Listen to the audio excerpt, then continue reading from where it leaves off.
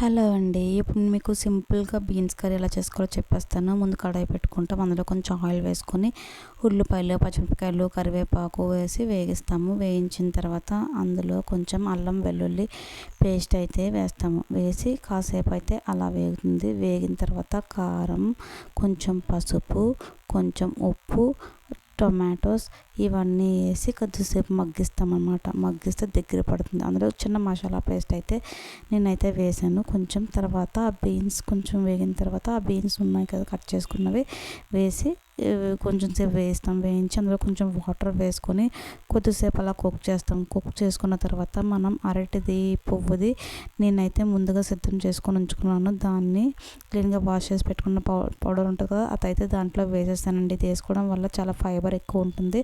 మనం కర్రీ కాకపోయినా ఇలా వేటిలో అయినా వేసుకుంటే టేస్ట్ అదే బాగుంటుంది. హెల్త్కి కూడా మంచిది. చూస్తున్నారు కదా, కర్రీ అయితే రెడీ అయిపోయినట్టే.